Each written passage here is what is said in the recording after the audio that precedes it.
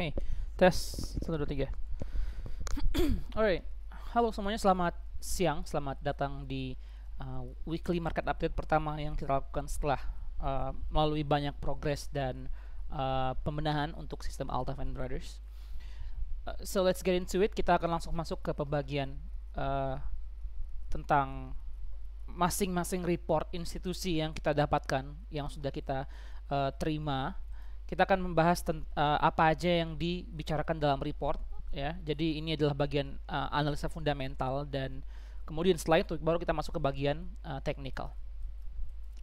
Sebelum kita masuk ke report, kita mungkin mau baca report yang udah maksudnya sebelum kita masuk ke bagian institutional report, kita bisa baca report yang udah dibuat oleh tim Altaf and Brothers, ya.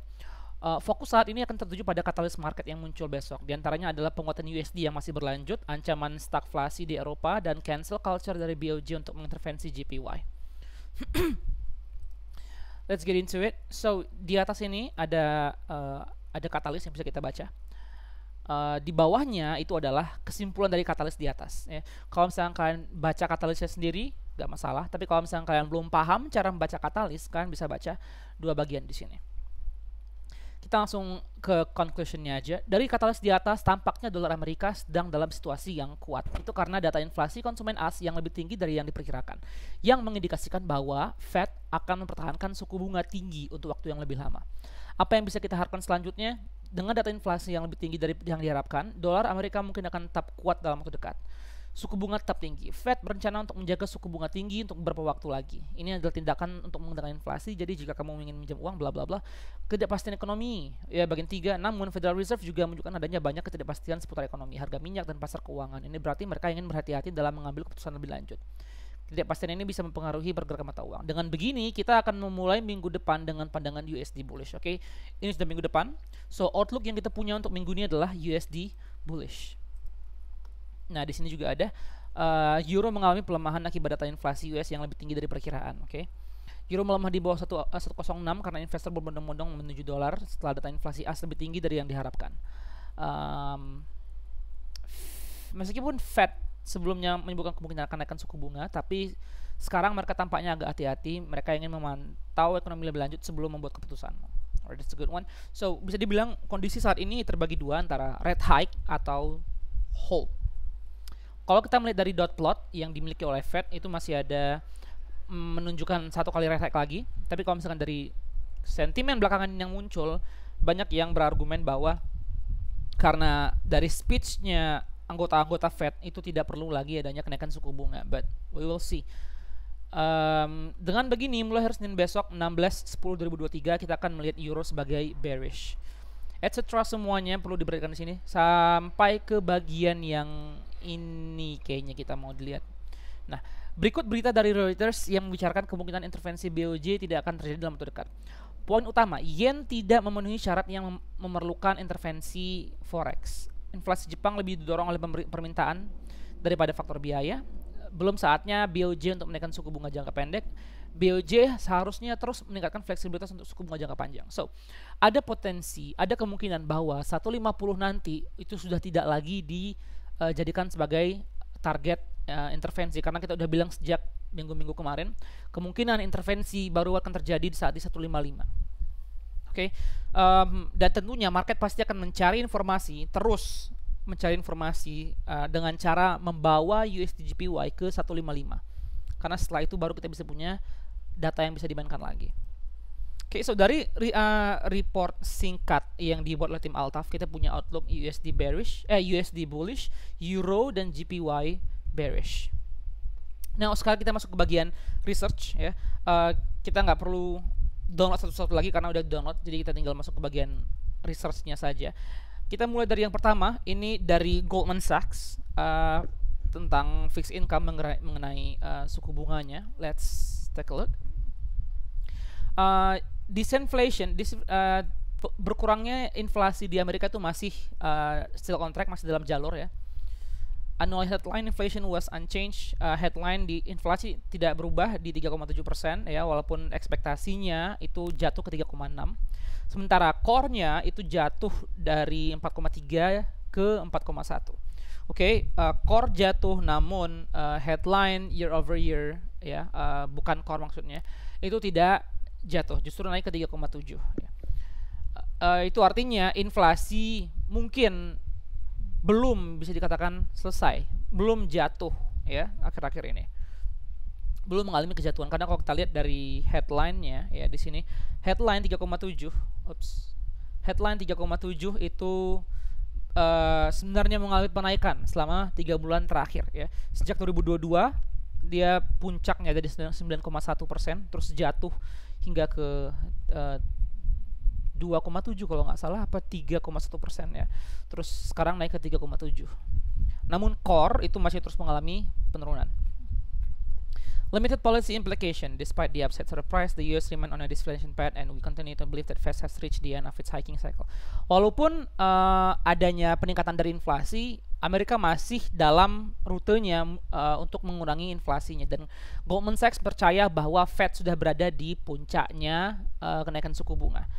Dengan begitu mereka masih memperhatikan volatilitas dari geopolitikal yang mungkin bisa membawa peningkatan untuk harga minyak dan mengubah balikan ekspektasi terhadap inflasi, karena perang mungkin akhir-akhir ini ya, harga minyak juga yang tinggi itu bisa membawa harga energi meningkat dan memutarbalikan ekspektasi untuk inflasi yang jatuh. Oke, ini untuk kebijakan, gambaran kebijakan di Fed setelah data yang kemarin itu muncul. Sebentar, kita coba tanggal 13 berarti. Oke, ini udah setelah CPI. Proceed with caution ya, berhati-hati ke depannya. Hampir semua partisipan itu mendukung bahwa target suku bunga itu ada di 5,25 hingga 5,5. Itu secara tidak langsung ya, secara anonimus mereka setuju bahwa Fed itu harus lanjut dengan hati-hati dan tetap dengan cara mereka data dependent untuk mempertimbangkan kelanjutan dari kenaikan suku bunga. So itu artinya Fed masih akan tetap dengan gaya data dependent mereka ya. Namun satu lagi, another pause likely on the horizon. Ada kemungkinan bahwa di Fed meeting nanti masih ada pause ya. Semenjak meeting di September, 10 years dan 30 years dari US Treasury yield itu meningkat, rise into decade highs and financial condition have tightened, meningkat ke tingkat paling tinggi selama satu dekade belakangan, dan kondisi keuangan itu semakin ketat.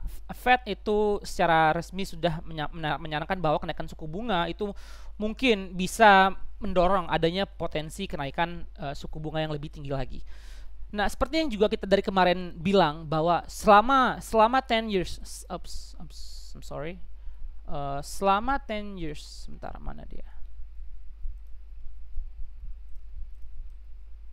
Oke, selama 10 years itu masih tinggi, maka kita masih bisa melihat penguatan USD. Oke, namun dari belakangan yang terjadi ini, 10 years mengalami kejatuhan ya, dari 4,8 sekarang di 4,6, yang dimana kita bisa melihat adanya koreksi di GP USD dan Euro USD. Semua pair yang ada berujung USD tentunya yang ada USD tentunya mengalami koreksi.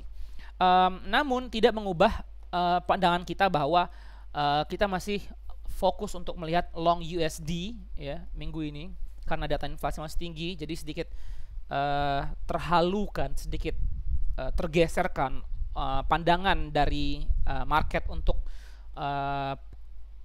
penahanan suku bunga.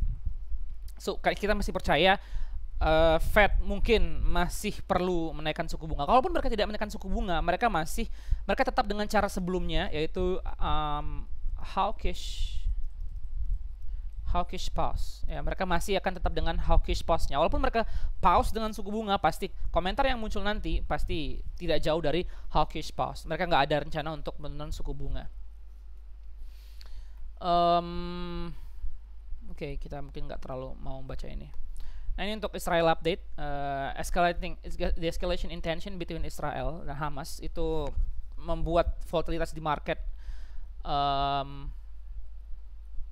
membatasi pergerakan volatilitas di antar masing-masing bagian negara ya. ILS itu melemah, Israel News Cycle melemah. Oke, we don't need to read that. What we're watching, apa yang kita perhatikan sekarang adalah walaupun secara di short term ini ya tidak ada impact terhadap supply minyak, reduce likelihood of near-term normalization in relation between Saudi Arabia and Israel and downside restoration. Mengurangi kemungkinan adanya normalisasi di hubungan antara Saudi Arabia dan Israel, dan resiko ke bawah untuk produksi minyak Iran mungkin akan menitik beratkan supply oil secara waktu di kedepannya dan membuat resiko oil untuk menjadi lebih tinggi lagi. So, walaupun dari perang Israel dan Hamas tidak menyebabkan perubahan harga minyak yang begitu signifikan, ya, namun kemungkinan hubungan antara Israel dan Saudi Arabia mungkin akan sedikit terbatas, dan produksi minyak Iran itu mungkin akan membataskan supply di global, sehingga itu yang lebih menjadi faktor mendorong harga oil untuk meningkat dibandingkan FUD. Ya, dibandingkan FUD, kita akan lebih fokus kembali ke katalis awal, yaitu cutting supply. Oke. Lebih fokus ke sana. So, harga oil mungkin lebih dipengaruhi oleh faktor geopolitikal di luar Israel dan Hamas, karena Israel Hamas sendiri juga bukan negara yang mengekspor komoditi yang penting. Mereka juga bukan produksi oil. Nah, ini dari outlook mereka. Fed itu mereka expect untuk neutral. Target rate itu masih di 5,25 sampai 5,5. Balance sheet itu mereka masih monthly based of balance sheet purchase was reduced. Mereka mengurangi jumlah reducing balance sheet-nya. Kalau misalkan awalnya sangat tajam, ya. Oh maaf, kalau sebelumnya awalnya cukup landai, untuk mengurangi balance sheet, sekarang menjadi semakin tajam, ya. Itu artinya mereka masih dalam fase QT, yang mengurangi balance sheet. Outlook, we believe, kita percaya kita akan melihat agak banyak easing di tahun 2024 dari proyeksi mediannya FOMC. Kalau misalkan median FOMC mengatakan begini untuk penurunan suku bunga, expect dari Goldman Sachs, mereka memperkirakan bahwa Fed mungkin akan sedikit lebih cepat untuk mengurangi suku bunganya daripada proyeksi median yang ada di dot plot. Though we see high uncertainty around the timing for easing, the pace, and the neutral rate. Walaupun mereka masih melihat ketidakpastian yang begitu tinggi, ya, untuk timing easing mereka dan seberapa cepat terhadap suku bunga mereka. So, outlook mereka untuk Fed itu saat ini masih neutral. Seperti, ya, banyak orang katakan data dependent. ECB juga neutral, ya, ECB juga neutral. Target mereka itu ada di 4%. BOE, however, BOE di sini bisa kita lihat bahwa BOE ada outlook di dovish. In September Oktober 2022, BOE itu membeli obligasi UK, ya, dan menunda penjualan obligasi aktif mereka, ya. In November 2022, the BOE commenced active sales and unwind of the temporary purchase. Ya, I mean, mereka menunda proses pembelian ulang obligasi mereka. The pace of quantitative tightening was increased in September 2023. Tingkat QT mereka semakin meningkat tahun 2023. Our base case expectation is that BOE will now leave rates on hold. Ekspektasi yang dimiliki oleh Goldman Sachs, BOE akan menahankan suku bunga untuk jangka yang lebih tinggi lagi. With the next move, di mana tindakan mereka selanjutnya adalah pemotongan suku bunga di suatu hari di 2024. Expected terminal rate 4%, 5,25%, hampir sama seperti Fed. So, outlook dari BOE itu lebih dovish dibandingkan si ECB. I don't know for what some reason, but yes, mereka akan mulai rate cut di 2024. Hampir semua bank sentral mengalami hal tersebut. Sedangkan untuk BOJ, we are gaining conviction that strength in domestic inflation will lead to YCC. Goldman Sachs percaya bahwa penguatan dalam inflasi domestik itu akan membuat YCC semakin diabaikan. Akan tidak lama lagi YCC akan dilupakan, ditinggalkan, ya. Dengan berkurangnya YCC, maka akan memperbolehkan bank sentral Jepang untuk membiarkan obligasinya bergerak lebih leluasa, sehingga yield yang muncul yang dihasilkan oleh obligasi akan lebih tinggi. Dengan begini, ekspektasi suku bunga di Bank of Japan akan semakin tinggi. Suku bunga yang tinggi akan membuat penguatan pada Japanese yen, sehingga outlook untuk BOJ itu hawkish. So we gotta be careful. Walaupun kita punya proyeksi untuk pelemahan di BOJ di atas 150. Oke, itu dari Goldman Sachs. Kita bisa juga lihat dari MUFG.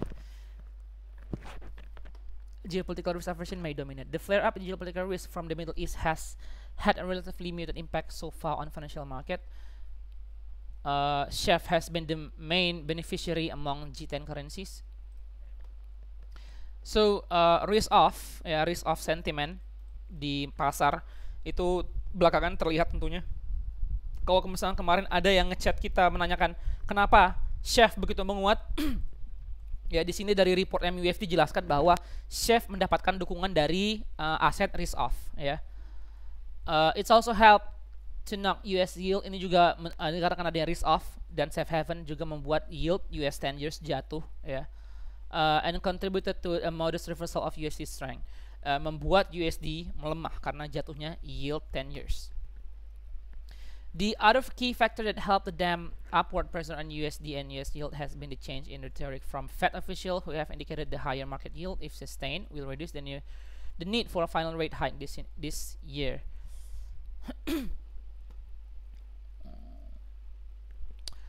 Okay, so this is a unique view dari mereka. Semakin tinggi yieldnya US 10 years, itu artinya semakin tidak perlu Fed untuk menaikkan suku bunga di akhir tahun ini, which is quite unique. Indicated the higher market yields, if sustained, will reduce the need for a final rate hike this year. Karena mungkin udah ke price in kayaknya ya, lebih ke sana arahnya. Without those components, USD will have been stronger after the recent upside surprise for the...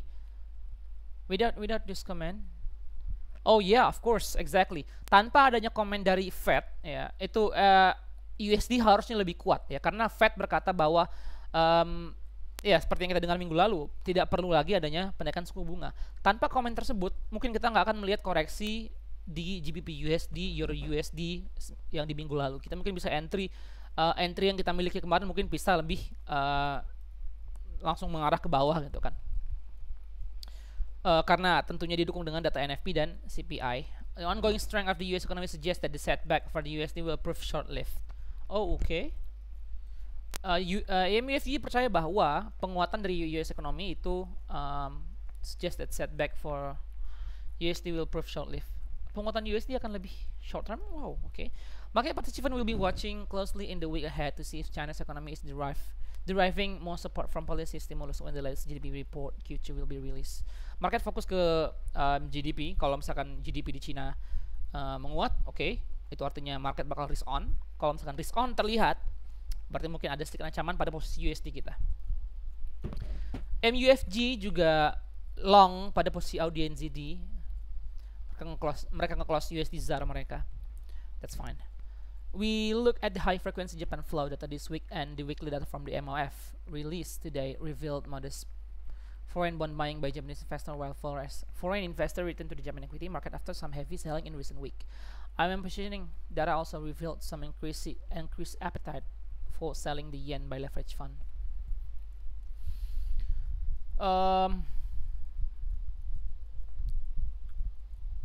Dari data Ministry of Finance di Jepang itu menunjukkan bahwa banyak investor Jepang yang membeli obligasi Jepang pastinya. Sementara investor luar itu kembali ke ekuitas market di Jepang, yang mereka beli saham setelah beberapa posisi sell yang besar di belakangan minggu ini. Posisi IMF juga menunjukkan bahwa beberapa risk appetite untuk selling, keinginan untuk selling dari GPY oleh leverage fund. So dari sini kita bisa melihat bahwa posisi obligasi itu banyak yang buy, modest foreign buying by Japanese investors, buy bonds, ya, buy bond. Dan di sini juga ada buy stock, ya, buy equities. Dan di sini adalah short GPY. Oke, itu artinya this is a good news berarti kalau begitu. Buy bond, buy stock, short GPY. Berarti buy bond, maka mereka berekspekt untuk yield jatuh, ya, yield yang jatuh. Berarti di sini posisinya mereka risk on, ya. Dari sini posisinya risk on karena yield jatuh, buy bond, dan buy stock, beli equities, ya. Mereka menjual yen. That's a good one. Berarti kita bisa melihat penguatan bullish untuk USD JPY ke depannya. Now next dari Think ING. Think ING itu mereka fokus bullish terhadap USD karena setelah CPI keluar, mereka expect ada penguatan dari USD. But we're not gonna read this too much. Downside risk from geopolitical tension, ya, mereka juga melihat euro untuk melemah karena dari geopolitik yang ada di sana. Next dari Citi. So Goldman Sachs hanya membahas tentang rate. Siapa tadi ini? MUFG mereka bullish dollar, isn't it? Not really. Mereka mungkin nggak terlalu bullish dollar, ya. Setback for the USD. Oh no, I'm sorry. Berarti setback di sini berarti untuk retracement, ya. Berarti koreksi terhadap USD itu berarti hanyalah untuk sementara, bukan untuk waktu yang panjang. Oke, berarti kita salah ngertiin tadi. I'm sorry about that. It's the largest sell-off for the USD since first half of July. Recent price action highlight that the USD is starting to lose upward momentum after relentless rally recorded between second half July and September.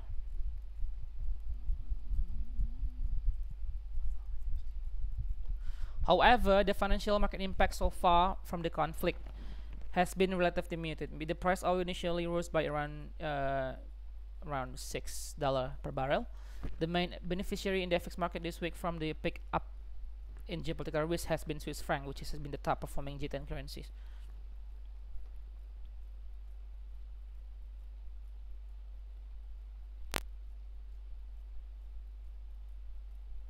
Oke, dalam kondisi seperti ini, MUFG expect USD untuk consolidate dekat dengan high-nya dalam beberapa minggu ke depan.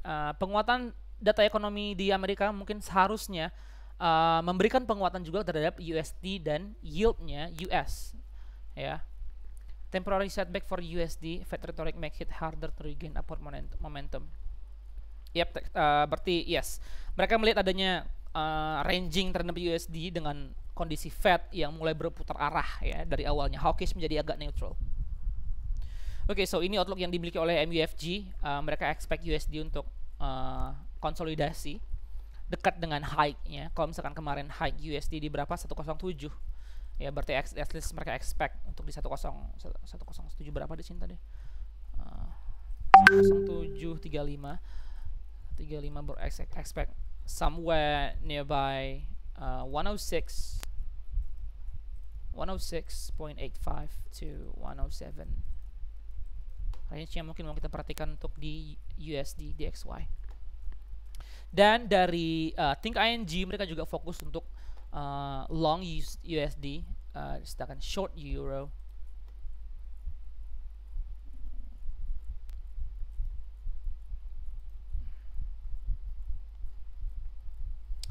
NZD yen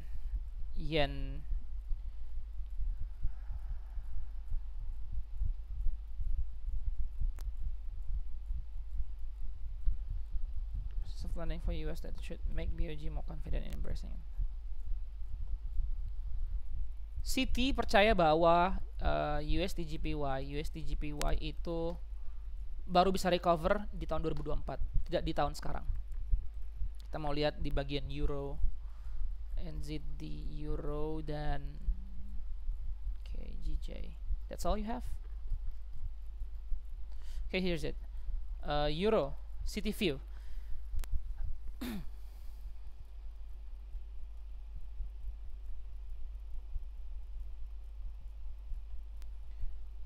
What still remain unchanged is the ECB rate cut trajectory as priced by always rate still remain much shallower than cut price for the Fed. More importantly, both euro area and China look to be at cyclical bottom currently, while the US economic cycle seems to be peaking. All these factors put together point to the ECB likely maintain tighter financial condition for longer than the Fed. Okay, that's good. This might be supportive for Euro USD or at least for the firmer flow at the current level. Citi percaya bahwa euro itu mungkin akan sedikit kokoh, ya, agak kuat sebenarnya kalau dibilang. Nah, di sini outlook untuk 6-12 bulan ke depan neutral Euro USD, tapi bearish terhadap JPY.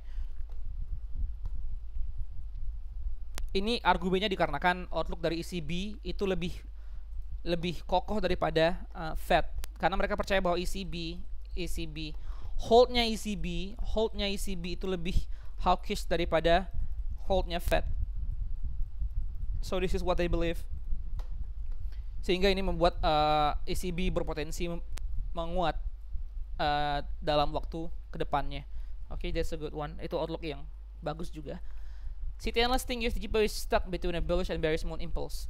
On the bullish side, US cut pricing unwinding amid ongoing cyclical data momentum and short support USD yield and by extension USD/GPY. On the bearish side, hawkish BOJ pushback and risk of Ministry of Finance intervention may keep USD/GPY upside cap. Longer term, they see US Treasury yield retracing below 4% by the end of year, suggesting USD/GPY may move closer to 130, assuming the Fed is finished hiking. Cool, this one's good. Analis dari Citi berkata bahwa USD/GPY mungkin agak nyangkut di antara outlook bullish dan bearish. Sementara untuk case bullish USD/GPY itu mereka memperkirakan bahwa rate cut dari Fed itu mungkin tidak akan datang sama sekali, dan data yang ditunjukkan dari ekonomi Amerika itu harusnya mensupport yield dan membuat USD menguat. Oke, tidak adanya statement dovish dari Fed di tahun ini akan membuat USD menguat. Namun di sisi bearishnya, hawkish BOJ akan membuat Ministry of Finance tidak perlu hawkishnya BOJ akan membuat USD melemah, dan intervensi dari Ministry of Finance akan membuat USD/GPY penaikan USD/GPY terbataskan. That's everything we've known so far. Itu semua udah kita ketahui sebelumnya. So case untuk bullish USD/GPY, kalau kita mau lihat USD/GPY bullish, kita harus melihat data ekonomi, data US itu terus menguat, dan ini yield dari US juga harus menguat. Namun kalau misalkan sebaliknya yang terjadi, ternyata BOJ menjadi lebih hawkish, ya, itu akan membuat Ministry of Finance di Jepang untuk melakukan intervensi.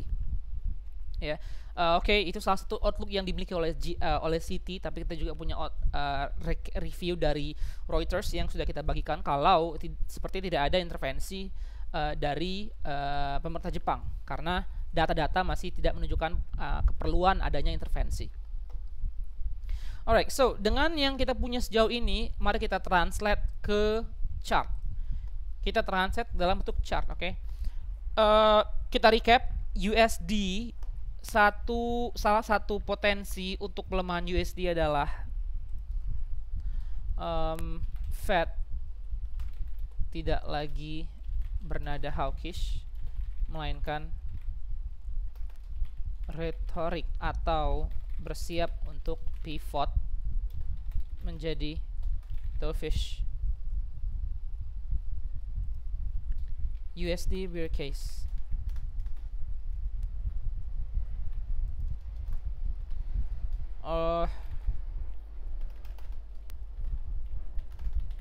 Economic data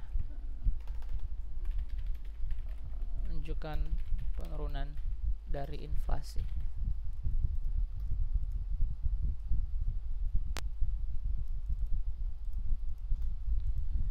Oke, ini untuk bear case-nya USD. Sedangkan untuk dovish, untuk bullish case,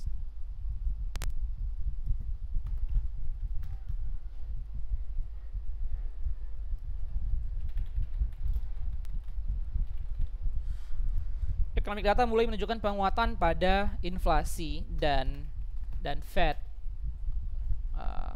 kembali fokus ke higher for longer atau hawkish. Oke, dari ini tadi yang sudah kita tentukan, dan untuk JPY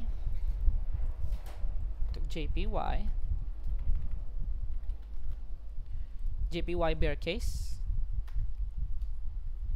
yield 10 years US 10 years semakin meningkat akibat penguatan data ekonomi.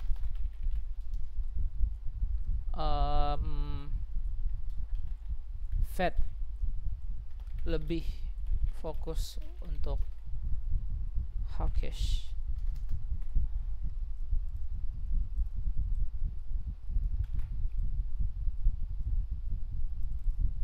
Ini bullish.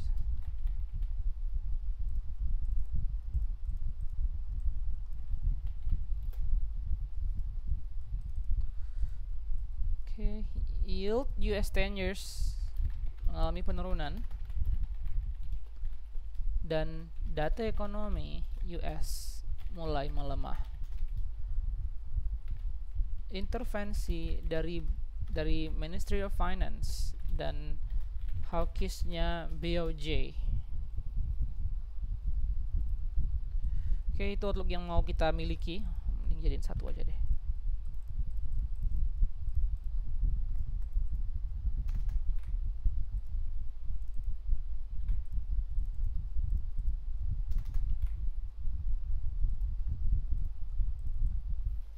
Oke, nah di sini USD bear case itu Fed tidak lagi berada hawkish, melainkan bersiap untuk pivot menjadi dovish. Ekonomi data mulai menunjukkan penurunan dari inflasi. Sedangkan bull case itu ekonomi mulai menunjukkan penguatan pada inflasi. Fed kembali fokus ke higher for longer atau hawkish. Nah untuk Euro USD kita memperhatikan dulu untuk meeting mereka ada di tanggal berapa? CMA Watch Tools. 16 hari lagi, so at least itu di tanggal 1, tanggal 2 November ya, tanggal 1, tanggal 2 November, tanggal 1 November. Ya, tanggal 1 November. Meeting Fed tanggal 1 November. So kalau kita perhatikan 1 November berarti di sini.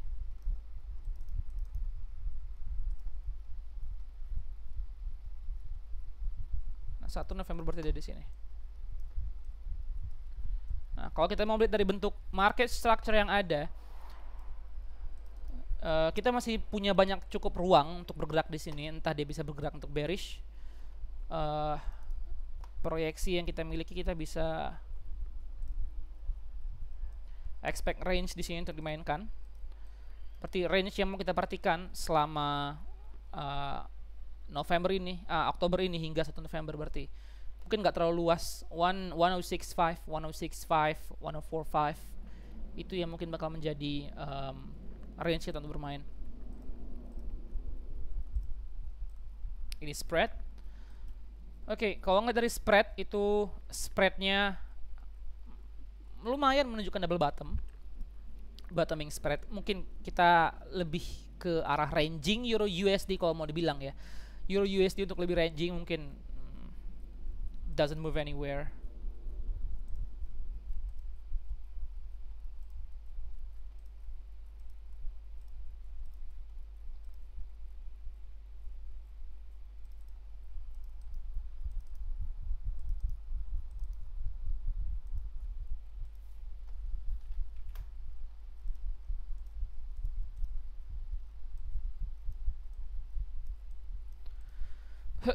Ya, melihat dari kondisi sekarang itu Euro USD mungkin nggak akan banyak bergerak ranging hingga FOMC nanti, karena data yang rilis itu cukup bagus, tapi selama yield tidak mendukung maka kita nggak akan melihat penguatan USD sama sekali. Kalau yield tidak mendukung dan market lebih berpihak untuk rate cutnya Fed, so kita mungkin nggak akan melihat penguatan USD sama sekali. So range yang perlu kita perhatikan tadi yaitu 1045 dan 1065, itu yang menjadi patokan range kita. Untuk USD JPY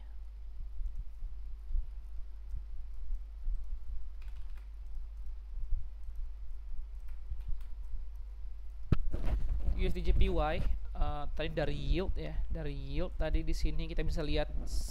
Nah, kalau yield terus meningkat, oke, kita bisa confirm untuk penguatan sedikit di USD. Kalau misalkan yield terus jatuh ke bawah, itu artinya kita bisa melihat penguatan USD lebih lanjut. Tapi kalau misalkan yield tidak kemana-mana, so expect untuk ranging ya. Outlook yang kita mau itu yield terus melemah ya. Oh, tapi kalau mau dibilang, kalau mau kita lihat baik-baik di sini, selama ini Euro USD untuk tetap ranging, kalau misalkan dia ranging konsolidasi di range yang kecil ini, namun yield terus mengalami penurunan,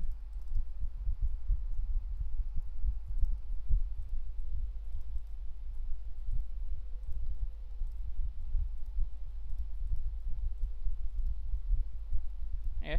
Kalau yield terus mengalami penurunan dan Euro USD ranging, dan it's a good one, it's a good news for us. Kita bisa cari short Euro USD. Tapi kalau misalkan enggak, ya udah berarti kita memang terpaksa menunggu hingga 1 November sejauh ini. Untuk USD JPY ini dia, bear case US yield itu mulai jatuh.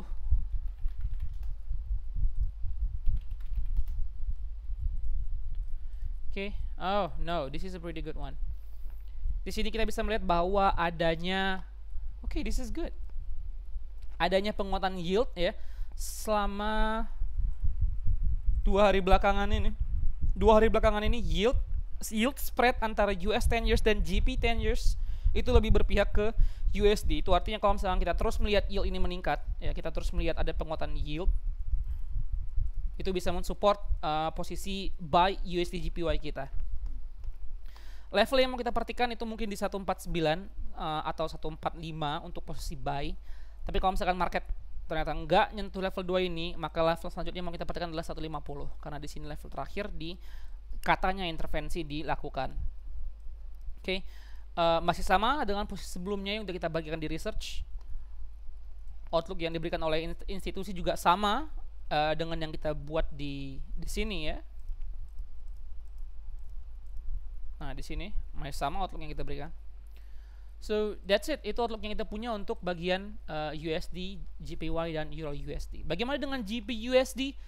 GP USD bakal manut sama Euro USD, jadi dia nggak bakal jauh-jauh banget geraknya, beda dengan Euro USD. Kalau kita bearish Euro USD, berarti kita juga bearish GBP USD. No need to worry for that. 149,5, 149,5, 149 dan 148,5. Ini menjadi buy zone untuk kita ya. Kita mau mencari buy di USD JPY. Kita mungkin mau mencari buy, market bakal sedikit koreksi ke bawah, consolidate dan fokus untuk buy. Itu yang mau kita lihat. Selama ini terjadi, US yield itu harus terus meningkat sampai FOMC muncul. Oke, ini FOMC. Nah, kita bisa lihat bahwa range yang kita punya itu lumayan besar. Tapi mungkin antara lebih besar antara Euro USD atau ini, but I'm not sure.